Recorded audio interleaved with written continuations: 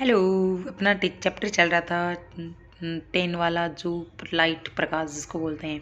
इसके आधे नोट्स तो पीछे वाले वीडियो में मैंने अपलोड कर दिए थे और आज यहाँ पे पॉइंट पढ़ेंगे गोलीय दर्पणों से संबंधित कुछ महत्वपूर्ण परिभाषाएं। तो सबसे फर्स्ट में है इसमें वक्रता केंद्र।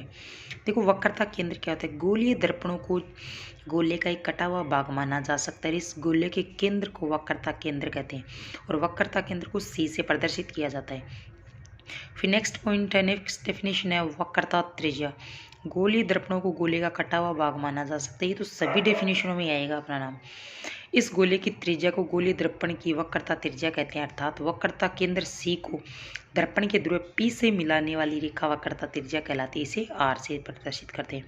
फिर आ गया दर्पण का ध्रुव। गोलीय दर्पण को गोले का कटा हुआ भाग माना जा सकता है और इस कटे हुए भाग AB का मध्य बिंदु होगा ना, वही दर्पण का ध्रुव कहलाता है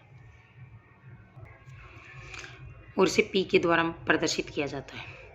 फिर नेक्स्ट आगे वाला डेफिनेशन है दर्पण का मुख्य अक्ष। गोलीय दर्पण को गोले का कटा हुआ भाग माना जा सकता है। इस दर्पण के ध्रुव P व वक्रता केंद्र C को मिलाने वाली काल्पनिक रेखा होती है, वो कहलाती है मुख्य अक्ष। फिर अपना आ गया मुख्य फोकस। गोलीय दर्पण को गोले का कटा हुआ भाग माना जा सकता है। जब कोई प्रकाश की किरण मुख्य अक्ष के समानांतर गोलीय दर्पण पर आपतित होती है तो परावर्तन के पश्चात जिस बिंदु से होकर गुजरती है यह अपने को गुजरती हुई प्रतीत होती है, उसे मुख्य फोकस कहते हैं और मुख्य फोकस को F से दर्शाते हैं। फिर आ गया फोकस दूरी। गोलीय दर्पण को गोले का कटा हुआ भाग माना जा सकता है। दर्पण का ध्रुव P व मुख्य फोकस F के बीच की दूरी को फोकस दूरी कहते हैं। फोकस दूरी वक्रता त्रिज्या की आधी होती है, अर्थात F बराबर R/2। ठीक है, ये इसका फॉर्मूला है और ये इसका एक हल्का सा डायग्राम जो आपको दिख रहा होगा थोड़ा सा। इसके आगे देखो फिर कुछ प्रकाश के परावर्तन के नियम पढ़ेंगे आगे वाले, नेक्स्ट इसी का टॉपिक।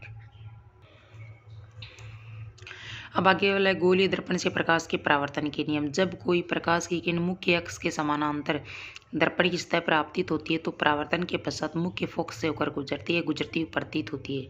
देखो डायग्राम देखो इसका, इधर से आ रही है सीधी की सीधी और F से होकर के गुजर जा रही है।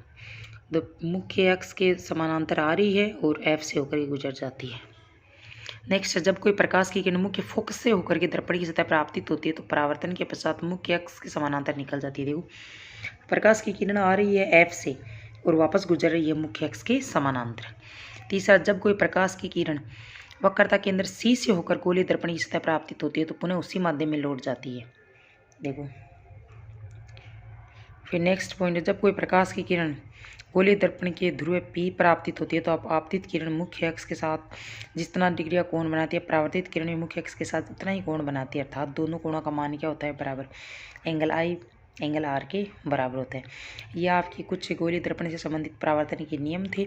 आगे के नेक्स्ट अगर आपको नोट्स चाहिए इसी चैप्टर के तो आप मुझे कमेंट में बता देना, मैं आगे की वीडियो अपलोड कर दूँगी नेक्स्ट कल।